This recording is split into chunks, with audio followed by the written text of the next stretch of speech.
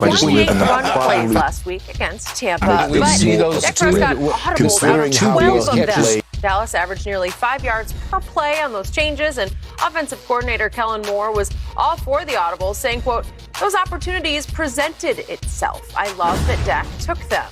I'm curious, Skip, what does this tell you? First, it tells me that Kellen Moore is defending himself publicly by divulging that he actually called 28 run plays. Mm-hmm. You don't need to tell me that, but I'm glad he did, because it's enlightening to me that he also said Dak audibled out of 12 of those plays. Mm-hmm.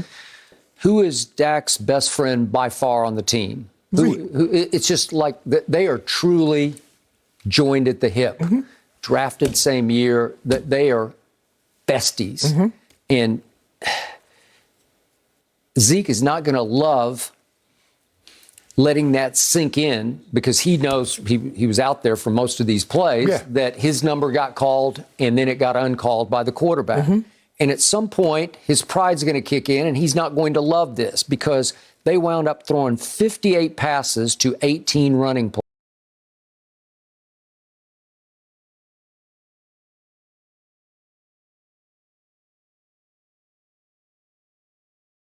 plays. Mm-hmm. 58 to 18. So I check back, I hark back to the great run they had in their rookie year together. Mm-hmm. Remember, they went up to Lambeau and beat Aaron Rodgers and the vaunted Packers up at Lambeau Field. It was 30-16. They threw it 27 times and ran it 33 times and threw it 4 more times to Zeke. Right. So he was featured, right? Remember, at Pittsburgh, it became a shootout. It was 35-30. Dallas prevailed over Big Ben and the Steelers. And that week, I know I picked Pittsburgh to win because I just couldn't see them as rookies going in there and doing that. Well, it was still pretty close. It was 32 passes to 25 runs, but he caught 2 more balls, and one of them on a screen went to the house. Mm-hmm. Okay, so he is still pretty close to 50-50 featured. Well, now to your point, they paid him, Dak Prescott, $75 million this year, and it's like Jerry's probably asserting his influence from above. I want to see the football in the air, because that's how you win championships in this league. You throw the football. Right.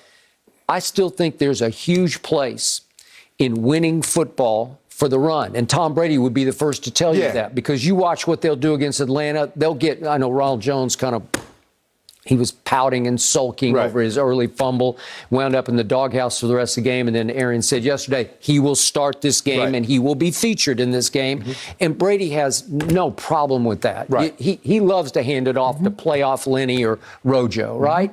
Because he knows it's how you win football games. You can control the clock, and you can just you can pulverize that defensive line until they're no mas. Right. Well, Dallas doesn't do that anymore. They have turned into an aerial search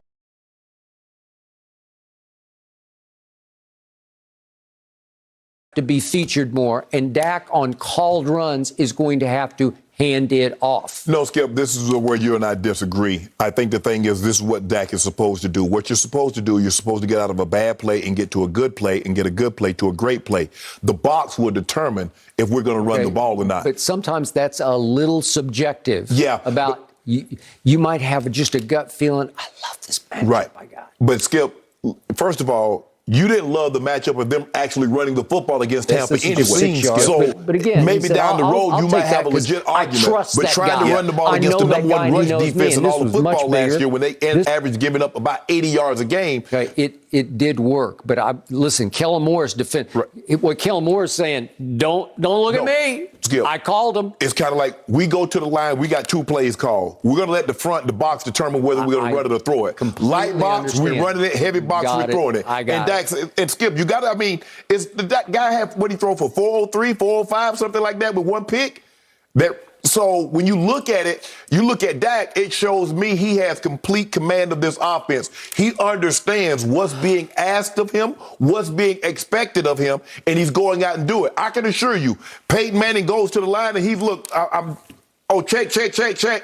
We're going with this because the front is determined to us that we shouldn't run the ball into this front. We're going to throw it. Now, if y'all want to keep putting if y'all want to keep putting 8 guys in the box, 7 to 8 guys in the box, we're going to keep throwing it. Okay, but Kellen Moore is telling you I was not afraid of that Tampa front. Right. I called 24 runs. But let me tell you why he was afraid of it. Because he also gave Dak checks. Now, Skip, there have been times that we go into the game, we're running.